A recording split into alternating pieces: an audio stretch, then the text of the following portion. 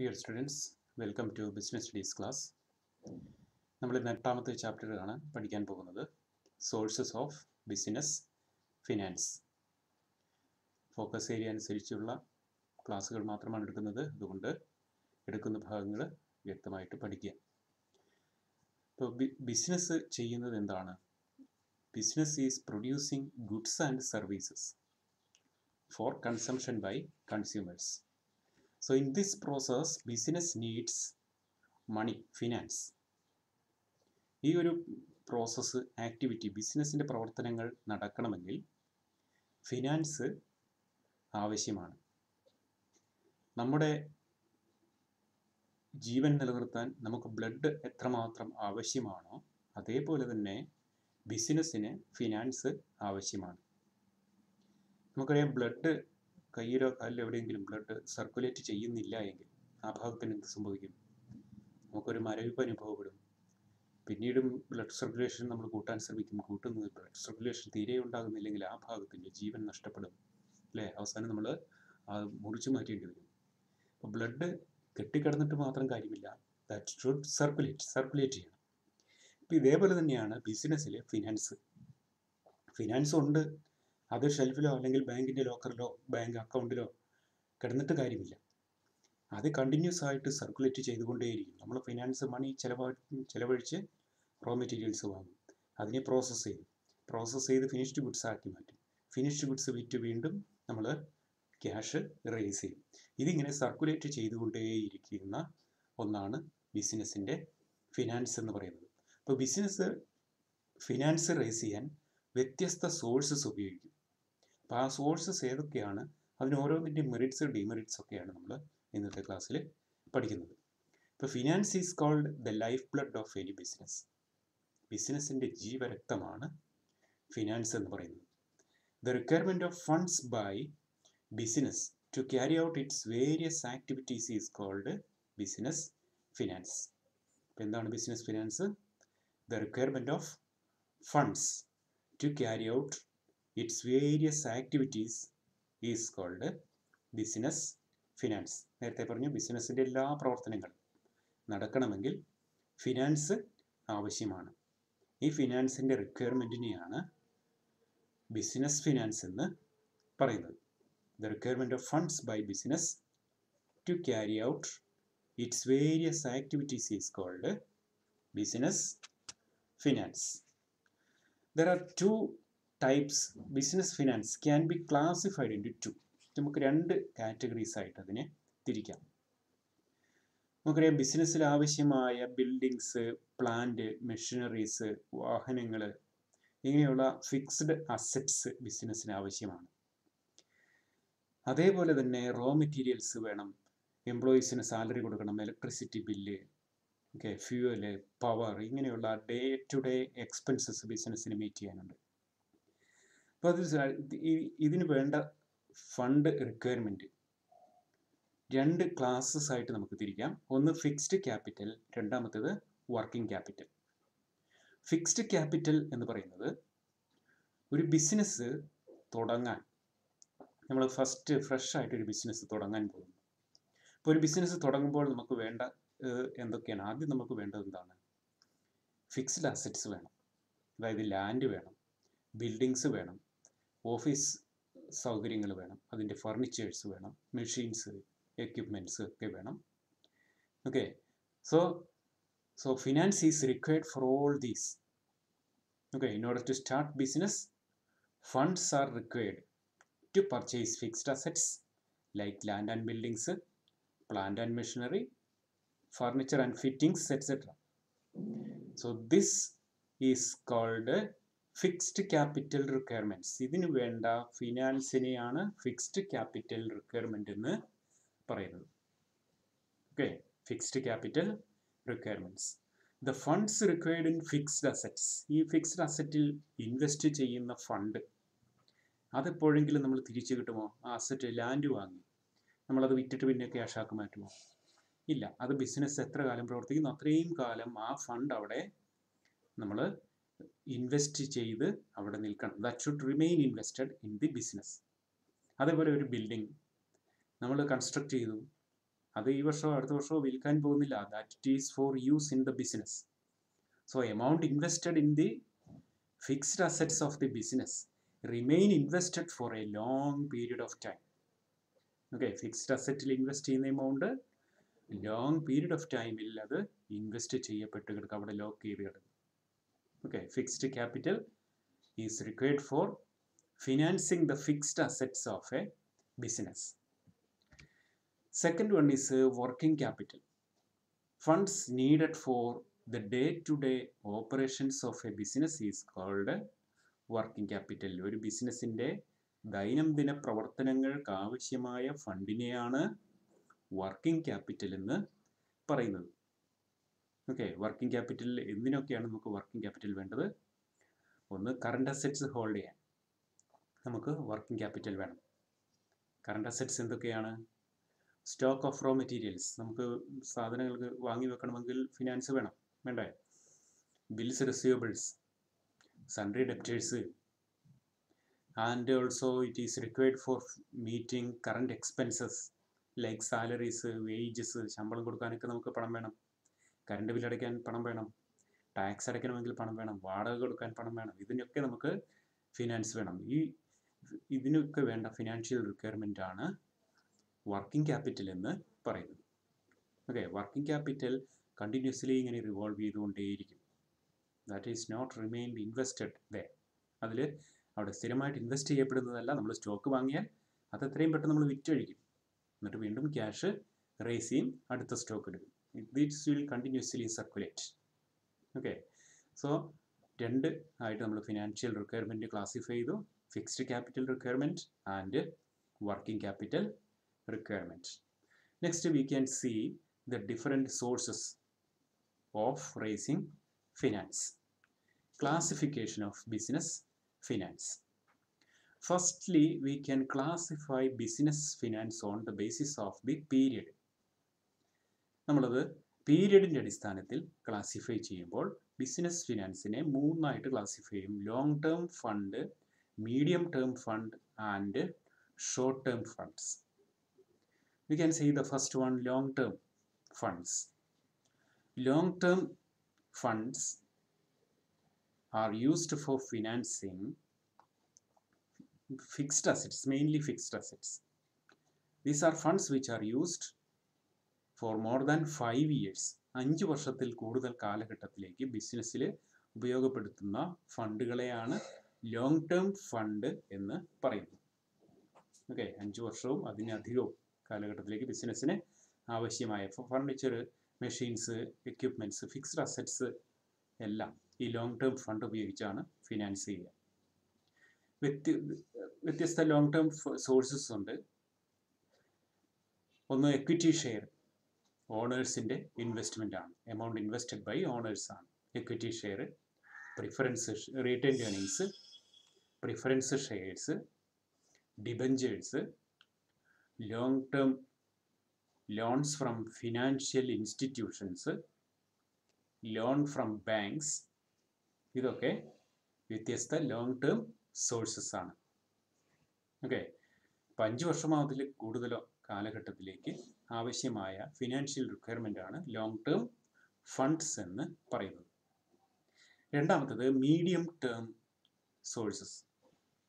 Medium term means 1 വർഷം മുതൽ 5 വർഷം വരെയുള്ള കാലയളവിലേക്ക് ആവശ്യമായ ഫിനാൻസ് ആണ് മീഡിയം ടേം എന്ന് പറയുന്നത്. 1 വർഷം മുതൽ 5 വർഷം വരെ ഓക്കെ ഉള്ള ഫിനാൻഷ്യൽ റിക്വയർമെൻറ്റ്സിനെയാണ് മീഡിയം ടേം എന്ന് പറയുന്നത്. മീഡിയം ടേം സോഴ്സസ് ഒന്ന്, loan from bank, public deposits, loan from financial institutions, lease financing. ഇതൊക്കെ മീഡിയം ടേം സോഴ്സസ് ആണ്. ഓക്കെ, 1 വർഷത്തിലധികം 1 വർഷത്തിനും 5 വർഷത്തിനും ഇടയിൽ നമുക്ക് ആവശ്യമായ ഫിനാൻസ് ആണ് ഓക്കെ മീഡിയം ടേം സോഴ്സസ് എന്ന് പറയുന്നത്. മൂന്നാമത്തേത് short term sources. Short term sources that is the amount required for a period of less than 1 year. 1 വർഷത്തിൽ കുറവ് കാലത്തേക്ക് ആവശ്യമായ ഫിനാൻസ് ആണ് അല്ലെങ്കിൽ ഉപയോഗപ്പെടുത്തുന്ന ഫിനാൻസ് ആണ് ഷോർട്ട് ടേം സോഴ്സസ് എന്ന് പറയുന്നത് ട്രേഡ് ക്രെഡിറ്റേഴ്സ്, അല്ലെങ്കിൽ നമ്മൾ ട്രേഡ് ക്രെഡിറ്റ് എന്ന് പറയും, അല്ലെങ്കിൽ നമ്മൾ സൺട്രി ക്രെഡിറ്റേഴ്സ് എന്ന് നമ്മൾ അക്കൗണ്ടൻസി ഒക്കെ പഠിക്കുമ്പോൾ പഠിക്കുന്നുണ്ട്. അതൊരു ഷോർട്ട് ടേം സോഴ്സാണ്, trade credit. Then banks, loans from bank, short term loans കിട്ടും. Commercial paper, okay. Then bank overdraft, these are all short term sources of finance. Okay, so on the basis of period, the sources of funds can be classified into three: long term, medium term and short term. Long term എന്ന് പറയുന്നത് 5 years and above. Okay, funds having a maturity period of 5 years and above. Medium term, 1 year, between 1 year and 5 years, 1 വർഷം മുതൽ 5 വർഷം വരെ ഉള്ള കാലയളവിലേക്ക് ഉപയോഗിക്കുന്ന ഫണ്ടുകളാണ്. Short term sources are used for a period of less than 1 year. Okay.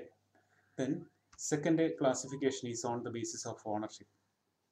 ഓണർഷിപ്പിൻ്റെ അടിസ്ഥാനത്തിൽ ഫണ്ടിനെ രണ്ടായിട്ട് തരംതിരിക്കും: owners funds and borrowed funds.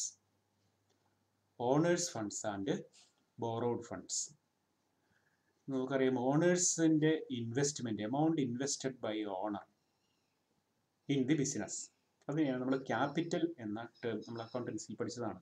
ക്യാപിറ്റലിന് meaning amount invested by owners in the business. ഇപ്പോൾ ഓണേഴ്സിൻ്റെ ഇൻവെസ്റ്റ്മെൻറ്റ് വളരെ പ്രധാനപ്പെട്ടതാണ്. ഓണേഴ്സിൻ്റെ ഇൻവെസ്റ്റ്മെൻ്റ് ആണ് ഒരു ബിസിനസ് തുടങ്ങാൻ തന്നെ, ഇൻവെസ്റ്റ്മെൻറ്റ് ഉണ്ടെങ്കിലേ നമുക്ക് ബിസിനസ് തുടങ്ങാൻ തന്നെ കഴിയുകയുള്ളൂ. ഓക്കെ. ഇപ്പോൾ ഓണേഴ്സിൻ്റെ ഇൻവെസ്റ്റ്മെൻറ്റിനെയാണ് ഓണേഴ്സ് ഫണ്ട്സ് എന്ന് പറയുന്നത്. 2 സോഴ്സ് ഉണ്ട് ഓണേഴ്സിൻ്റെ ഫണ്ട് എന്ന് പറയുന്നത്. ഒന്ന് എക്വിറ്റി ഷെയർ, 2 റീറ്റെയിൻഡ് ഏണിങ്സ്. ഇത് രണ്ടുമാണ് ഓണേഴ്സിൻ്റെ fund: equity share and retained earnings. Okay. ഇപ്പോൾ ഓണേഴ്സ് ഇൻവെസ്റ്റ് ചെയ്യുന്ന എമൗണ്ട്, ബിസിനസ്സിൽ ഓണേഴ്സ് ഇൻവെസ്റ്റ് ചെയ്യുന്ന എമൗണ്ടിനെയാണ് ഓണേഴ്സ് ഫണ്ട് എന്ന് പറയുന്നത്. ഇപ്പോൾ 2 സോഴ്സസ് ആണ് ഓണേഴ്സിൻ്റെ ഇൻവെസ്റ്റ്മെൻറ്റിനുള്ളത്. ഒന്ന് എക്വിറ്റി ഷെയർ, രണ്ടാമത്തത് റീറ്റെയിൻഡ് ഏണിങ്സ്. ഇത് രണ്ടുമാണ് ഓണേഴ്സ് ഫണ്ട് എന്ന് പറയുന്നത്. ഈ ഓണേഴ്സ് ഫണ്ടിന് ഒരു പ്രത്യേകതയുണ്ട്. ഇത് we will not refund these owners funds. Owners fund നമ്മൾ ഒരിക്കലും തിരിച്ചു കൊടുക്കുന്നതല്ല. That is used in the business for the lifetime. ബിസിനസ്സിൻ്റെ ലൈഫ് ടൈമിൽ ബിസിനസ്സിൽ ഉപയോഗപ്പെടുത്തുന്ന ഒരു ഫണ്ടാണ് owners fund. Okay. And dividend is payable. അവർക്ക് കൊടുക്കുന്നത് ഇൻട്രസ്റ്റ് അല്ല, ഡിവിഡൻ്റ് ആണ് കൊടുക്കുന്നത്. പ്രോഫിറ്റിൻ്റെ ഷെയർ ആണ്. പ്രോഫിറ്റിൻ്റെ ഷെയർ പ്രോഫിറ്റ് ഉണ്ടെങ്കിൽ മാത്രമേ കൊടുക്കുകയുള്ളൂ. Otherwise they will not get anything. Profit ഇല്ല എങ്കിൽ ഓണേഴ്സിനൊന്നും കിട്ടില്ല. They will get only share of profits of the business. Okay. So owners fund remain invested in the business for a long period. Okay, it remains invested in the business for a long period of time. That is for the lifetime of the business. Business in the lifetime il avare invest ചെയ്തു കിടക്കുന്ന ഒരു ഫണ്ടാണ് owners fund. Second is borrowed fund. Borrowed fund, കടം വാങ്ങിയത്. Borrowed funds, there are different sources of borrowings. ഒന്ന് debentures, loans from banks, loans from financial institutions, public deposits, lease financing, commercial papers, trade credit. ഇതൊക്കെ borrowed funds ആണ്. Okay. Borrowed ഫണ്ട്സിന് a fixed rate of interest is payable on this borrowed fund. Fixed rate of interest, നിശ്ചിത rate of interest കൊടുക്കണം. ഈ interest ബിസിനസ്സിൽ profit ആണെങ്കിലും loss ആണെങ്കിലും ലാഭമാണെങ്കിലും നഷ്ടമാണെങ്കിലും interest പേ ചെയ്യണം. Okay. So at times of financial സ്ട്രിഞ്ചൻസി, അധികം ലാഭമില്ലാതെ ബിസിനസ് പ്രവർത്തിക്കുന്ന സമയത്ത്, ചിലപ്പോൾ നഷ്ടത്തിലേക്ക് ഓടുന്ന സമയമാണെങ്കിൽ ബിസിനസ്സിന് ഈ ബോറോഡ് ഫണ്ട് വലിയ ഒരു ഭാരമായിട്ട് മാറും. കാരണം അതിൽ ഇൻട്രസ്റ്റ് കൊടുത്തേ പറ്റൂ. ബിസിനസ്സിൽ നഷ്ടമാണെങ്കിലും ലാഭമാണെങ്കിലും ഇൻട്രസ്റ്റ് കൊടുത്തേ പറ്റൂ. So that will become a burden on the business at times of financial stringency. And also this borrowed fund is refundable after a certain period. ഇത് കടം വാങ്ങുന്നത് ഒരു നിശ്ചിത കാലത്തേക്കാണ്. ആ കാലം കഴിഞ്ഞാൽ അത് ആ ബോറോഡ് ഫണ്ട് തിരിച്ചു കൊടുക്കണം. ഓക്കെ, റീഫണ്ട് ചെയ്യണം. ഓക്കെ, അപ്പോൾ on the basis of ownership different sources can be classified into two: owners funds and borrowed funds. Next, third classification, on the basis of source of generation. On the basis എവിടെ നിന്നാണ് fund raise ചെയ്യുന്നതനുസരിച്ച് രണ്ടായിട്ട് classify ചെയ്യാം: internal source and external source. Internal sources and external source. Internal source എന്ന് പറഞ്ഞാൽ ബിസിനസിന്റെ ഉള്ളിൽ നിന്ന് തന്നെ ഫണ്ട് റേസ് ചെയ്യും. ബിസിനസിനുള്ളിൽ നിന്ന് എങ്ങനെയാണ് ഫണ്ട് റേസ് ചെയ്യുന്നത്? പലതരത്തിൽ ബിസിനസ്സിനുള്ളിൽ നമുക്ക് ഫണ്ട് റേസ് ചെയ്യാം. ഒന്ന്, നമുക്ക് പ്രോഫിറ്റ് റീറ്റെയിൻ ചെയ്യാം. അതൊരു ഇന്റേണൽ സോഴ്സ് ആണ്, retained earnings. Then accelerating collection of account receivables, നമുക്ക് കിട്ടാനുള്ള സൺട്രി ഡെപ്റ്റേഴ്സിൻ്റെ എമൗണ്ട്, അതിൻ്റെ കളക്ഷൻ ആക്സിലറേറ്റ് ചെയ്തുകൊണ്ടും നമുക്ക് ഫണ്ട് റേസ് ചെയ്യും. By disposing the unnecessary stock, അനാവശ്യമായിട്ട് നമ്മൾ കൂട്ടിവെച്ചിരിക്കുന്ന സ്റ്റോക്ക് വിറ്റഴിച്ചും നമുക്ക് ഫണ്ട് റേസ് ചെയ്യാം. വിവിധ തരത്തിൽ നമുക്ക് ഇന്റേണൽ സോഴ്സിൽ നിന്ന് ഫണ്ട് റേസ് ചെയ്യാം. Then second is external source, നമ്മൾ പുറത്ത് നിന്ന് ഫണ്ട് റേസ് ചെയ്യും. അതിന് നമ്മൾ ഉപയോഗിക്കുന്നതാണ് debentures, loans from financial institutions. ഇതുവരെ നമ്മൾ പഠിച്ച എല്ലാ സോഴ്സുകളും എക്സ്റ്റേണൽ സോഴ്സാണ്. Okay, lease financing, commercial papers, trade credit, public deposits, okay, ഇതെല്ലാം പ്രിഫറൻസ് ഷെയർ, ഇതൊക്കെ നമ്മൾ എക്സ്റ്റേണൽ സോഴ്സസ് ആണ്. Okay, on the base of swords of generation we can classify the different sources into two categories: internal source and external source. Okay, ഇനി നമുക്ക് one by one ആയിട്ട് നമ്മൾ 3 sources മാത്രമേ നമുക്ക് പഠിക്കാനുള്ളൂ, നമ്മുടെ ഫോക്കസ് ഏരിയയിലുള്ളൂ. ഒന്ന്, retained earnings; 2, equity share; 3, I think it is debentures, മൂന്നാമത്തേതാണെന്ന് തോന്നുന്നു. ഈ 3 സോഴ്സസ് മാത്രമേ നമ്മൾ പഠിക്കാനുള്ളൂ, നമ്മുടെ ഫോക്കസ് ഏരിയയിലുള്ളൂ.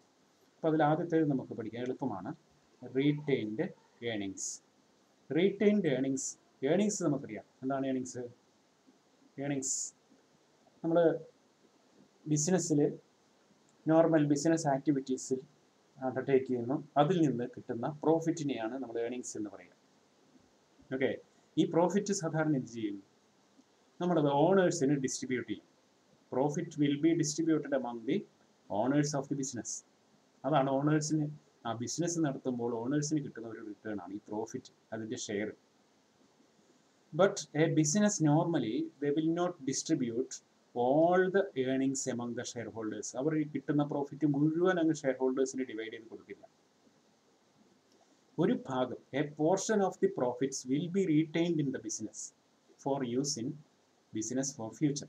ബിസിനസ്സിലെ ഭാവി ഉപയോഗത്തിന് വേണ്ടി അതിലൊരു ഭാഗം പ്രോഫിറ്റ് റീറ്റെയിൻ ചെയ്യും. ഇങ്ങനെ റീറ്റെയിൻ ചെയ്യുന്ന പ്രോഫിറ്റിനെയാണ് റീറ്റെയിൻഡ് ഏർണിങ്സ് എന്ന് പറയുന്നത്. Okay, a portion of net profits may be retained in the business for use in future. Such portion of the profit is known as retained earnings. So this retained earnings is an internal source of financing or self-financing, or it is also called a plowing back of profits. Plowing back of profits. Terms പഠിച്ചു വയ്ക്കുക. Plowing back of profits. Okay. പിന്നെ ഇതിൻ്റെ merits എന്തൊക്കെയാണ്? Retained ഏർണിങ്സിൻ്റെ merits. Retained earnings is a permanent source of fund. ഇതൊരു permanent source of ഫണ്ടാണ്. നമ്മൾ ഒരിക്കലും തിരിച്ചു കടം വാങ്ങുന്ന പോലെയല്ല. കടം വാങ്ങിയാൽ നമ്മൾ തിരിച്ചു കൊടുക്കണം. പക്ഷേ ഇവിടെ റീറ്റെയിൻഡ് ഏർണിങ്സ് എന്ന് പറയുന്നത് ഒരു പെർമനൻറ്റ് സോഴ്സ് ഓഫ് ഫണ്ടാണ്. Second, it does not have any explicit cost. അതിന് നമ്മൾ പുറമേ കാണുന്ന ഒരു ചിലവില്ല. ഇൻട്രസ്റ്റ് കൊടുക്കണ്ട, ഡിവിഡൻഡ് കൊടുക്കണ്ട, അതുപോലെ അത് റേസ് ചെയ്യാൻ നമ്മൾ ചിലവൊന്നും വരില്ല. റീറ്റെയിൻ ഏണിങ്സ്, പ്രോഫിറ്റ് റീറ്റെയിൻ ചെയ്യാൻ വേണ്ടി നമ്മൾ എവിടെയും പൈസ മുടക്കേണ്ട ആവശ്യമില്ല. അപ്പോൾ അതിനെയാണ് നമ്മൾ ഫ്ലോട്ടേഷൻ കോസ്റ്റ് എന്ന് പറയുന്നത്. അതേസമയം ഷെയർ ഒക്കെ നമുക്ക് ഇഷ്യൂ ചെയ്യണമെങ്കിൽ നമ്മൾ പ്രോസ്പെക്ടസ് പ്രിപ്പയർ ചെയ്യണം, അത് രജിസ്ട്രാർക്ക് ഫയൽ ചെയ്യണം, സെബിയുടെ അപ്രൂവൽ വാങ്ങണം, അങ്ങനെ കുറേ ലീഗൽ ഫോർമാലിറ്റീസ് ഉണ്ട്. കുറേ അതിനിടയ്ക്ക് മർച്ചൻറ്റ് ബാങ്കേഴ്സിനെയും അപ്പോയിൻറ്റ് ചെയ്യണം, ഇവർക്കെല്ലാം കമ്മീഷൻ കൊടുക്കണം, വലിയ എമൗണ്ട് ചിലവഴിക്കണം നമുക്ക് റേസ് ചെയ്യാൻ. അപ്പം ഇങ്ങനെ ഒരു ഫണ്ട് നമ്മൾ ഒരു ഫണ്ട് റേസ് ചെയ്യാൻ വേണ്ട ചിലവാണ് ഫ്ലോട്ടേഷൻ കോസ്റ്റ് എന്ന് പറയുന്നത്. അപ്പം ഇങ്ങനെ ഒരു ഫ്ലോട്ടേഷൻ കോസ്റ്റും ഈ റീറ്റെയിൻഡ് ഏണിങ്സിനില്ല. So it does not have any explicit cost. ഇതാണ് രണ്ടാമത്തെ അഡ്വാൻറ്റേജ്. എക്സ്പ്ലിസിറ്റായി കോസ്റ്റ് ഇല്ലാത്ത ഒരു സോഴ്സാണ് റീറ്റെയിൻഡ് ഏണിങ്സ്. മൂന്നാമത്തത്, there is greater degree of operational freedom and flexibility. നമ്മൾ കടം വാങ്ങിയ ചെറിയ ലോണൊക്കെ ആണെങ്കിൽ ബാങ്കുകൾ കണ്ടീഷൻസ് ഒന്നും വയ്ക്കില്ല. പക്ഷേ when loan amount is increasing, the banks will impose certain conditions on the business. ആ കണ്ടീഷൻസ് സാറ്റിസ്ഫൈ ചെയ്താൽ മാത്രമേ അവർക്ക് ലോൺ കൊടുക്കുകയുള്ളൂ. ഓക്കെ, അപ്പം ഇങ്ങനെയുള്ള യാതൊരു കണ്ടീഷൻസും ഈ റീറ്റെയിൻഡ് ഏണിങ്സിലില്ല. Okay, so the business will get greater operational freedom when they use retained earnings as a source of finance. Then fourth, it enhances the capacity of business to absorb unexpected losses. അപ്രതീക്ഷിതമായിട്ടൊരു നഷ്ടം വന്നാൽ അതിനെ absorb ചെയ്യാനുള്ള ഒരു capacity ബിസിനസ്സിന് കൂടും. കാരണം ലാഭം retain ചെയ്ത് വെച്ചിട്ടുണ്ടെങ്കിൽ ഇനി വരുന്ന കാലത്ത് എന്തെങ്കിലും ഒരു നഷ്ടം വന്നാൽ ആ നഷ്ടം നമുക്ക് പെട്ടെന്ന് മീറ്റ് ചെയ്യാൻ കഴിയും, അതിനെ അബ്സോർബ് ചെയ്യാൻ നമുക്ക് കഴിയും. Okay, then fifth, it may lead to increase in the market price of equity shares. Equity shares share മാർക്കറ്റിൽ ലിസ്റ്റ് ചെയ്യും, അത് ട്രേഡ് ചെയ്യും. ഈ റീറ്റെയിൻഡ് ഏണിങ്സ് കൂടുന്നതനുസരിച്ച് എക്വിറ്റി ഷെയർസിൻ്റെ മാർക്കറ്റ് പ്രൈസ് വർദ്ധിക്കും. Okay, these are the advantages of retained earnings. Then it has some disadvantages also. One is excessive plowing back may cause dissatisfaction among shareholders. വലിയ amount profit ഒക്കെ retain ചെയ്താൽ അത് ചിലപ്പോൾ ഓണേഴ്സിനെ ഒരു ഡിസാറ്റിസ്ഫാക്ഷന്, അസംതൃപ്തിക്ക് കാരണമാകും. കാരണം അവർക്ക് കിട്ടേണ്ട പ്രോഫിറ്റിൻ്റെ ഷെയർ കുറയും. ഇതാണ് ഒന്നാമത്തെ ഡിസഡ്വാൻറ്റേജ്.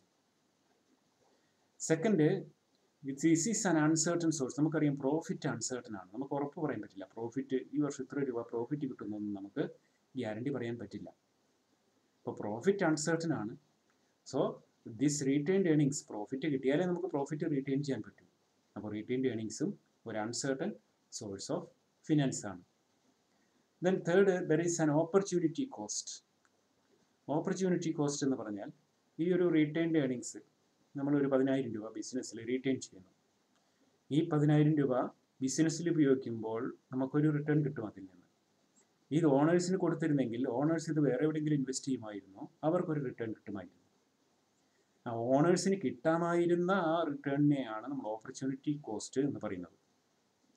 അറ്റ്ലീസ്റ്റ് നമുക്ക് സപ്പോസ് ഈ ഓണേഴ്സിന് ഇത് ബാങ്കിൽ കൊണ്ടുപോയി ഡെപ്പോസിറ്റ് ചെയ്യാമായിരുന്നു. ഡെപ്പോസിറ്റ് ചെയ്താൽ അവർക്ക് സപ്പോസ് ഒരു 6% റേറ്റ് ഓഫ് ഇൻട്രസ്റ്റ് കിട്ടും. ബിസിനസ്സിൽ അത് ഉപയോഗപ്പെടുത്തിയപ്പോൾ ബിസിനസ്സിൽ കിട്ടിയത് 5%. ഓക്കെ, അപ്പോൾ അവർക്ക് കിട്ടാമായിരുന്ന 6% ഓപ്പർച്യൂണിറ്റി കോസ്റ്റ്. ഈ ഓപ്പർച്യൂണിറ്റി കോസ്റ്റ് പല ബിസിനസ്സുകളും കൺസിഡർ ചെയ്യുന്നില്ല റീറ്റെയിൻഡ് ഏണിങ്സ് ഉപയോഗപ്പെടുത്തുമ്പോൾ. Okay, these are the 3 demerits of or limitations of retained earnings. Okay, thank you.